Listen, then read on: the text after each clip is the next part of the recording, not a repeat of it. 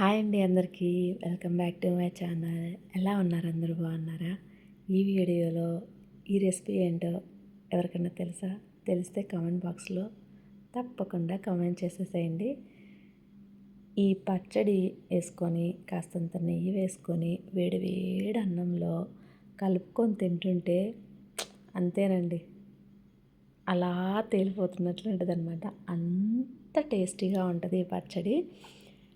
నాకు ఇప్పుడు voice over ఇస్తున్నా కూడా నోట్లో నీళ్ళు ఊరుతున్నాయి అన్నమాట.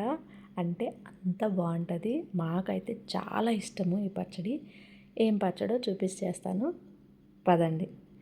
దీన్ని విలేజెస్లో మ్యాక్సిమం పెట్టుకుంటారు. ఓకేనా? ఏంటంటే పండు మిరపకాయలు, గోంగూర కలిపి దంచి నిల్వ పెట్టుకుంటారనమాట. ఏమేమి వేస్తారంటే ఇందులో పండుమిరపకాయలు, గోంగూర, వెల్లుల్లి, అలాగే కొంచెం మెంతిపిండి, కొంచెం ఆవపిండి, ముఖ్యంగా సాల్ట్ అయితే తక్కువ కాకుండా వేసుకోవాలి. తక్కువైందనుకోండి పాడైపోతుంది త్వరగా. అలా తక్కువ కాకుండా సాల్ట్ పర్ఫెక్ట్గా వేసుకోవాలి. అలా సాల్ట్ పర్ఫెక్ట్గా వేసుకున్నప్పుడు మాత్రమే ఈ పచ్చడి పాడవకుండా ఒక 2-3 మంత్స్ అయితే నిల్వ ఉంటుంది. ఈ పచ్చడిని మనం తాలింపు వేసుకునే ముందు ఎవరికైనా ఇలాగ అంటే అలా పండు మిరపకాయలు తొక్కులుగా, అలాగే గోంగూర ఆకులుగా అట్లా ఉండింది కదా, అలా కాకుండా కొంచెం మెత్తగా కావాలి అనుకున్న వాళ్ళైతే దాన్ని కొంచెం మిక్సీ జార్లో వేసుకొని ఒక 2-3 స్పూన్స్ వాటర్ వేసేసుకొని కచ్చా పచ్చాగా అయితే మిక్సీ పట్టుకోవాలి. మరీ మెత్తగా మిక్సీ పట్టుకుంటే ఆ టేస్ట్ అనేది మారిపోతుంది. టేస్ట్ అంత బాగోదు. సో చూడండి, ఇక్కడ చూపించాను కదా, కచ్చా పచ్చగానే అంతే ఇలాగా మిక్సీ పట్టుకుంటే సరిపోతుంది. తర్వాత ఈ పచ్చళ్ళలోకి ఎక్కువ ఆనియన్స్ ఉంటే ఆ టేస్ట్ ఇంకా బాగుంటుంది అన్నమాట. మనం తాలింపు వేసుకున్నప్పుడు ఆనియన్స్ అనేది ఎక్కువ తీసుకుంటే టేస్ట్ ఇంకా చాలా బాగుంటుంది.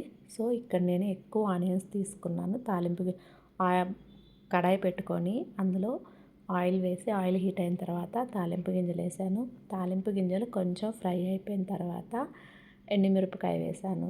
తర్వాత ఆనియన్స్ అయితే నేను ఎక్కువగానే తీసుకున్నాను. ఈ ఉప్పు గోంగూరలోకి ఆనియన్స్ ఎక్కువ ఉంటేనే బాగుంటుంది.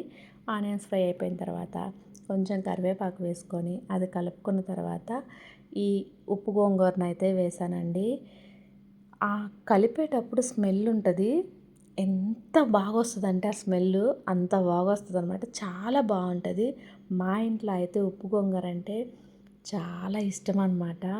మా వారికి, మాకు, ఇంకా మా పిల్లలకైతే వాళ్ళకు కూడా, అంటే మా పెద్ద బాబుకి ఇష్టం, మా చిన్న బాబుకి అంత ఇష్టమేం లేదు. ఇది మా పెద్ద బాబుకి చాలా ఇష్టం. సో అలా తాలింపు వేసుకొని ఇలా ఒక బాక్స్లో కనుక మనం స్టోరేజ్ చేసుకుంటే తాలింపు వేసుకున్న తర్వాత ఒక 1 వీక్ వరకు బాగానే ఉంటుంది.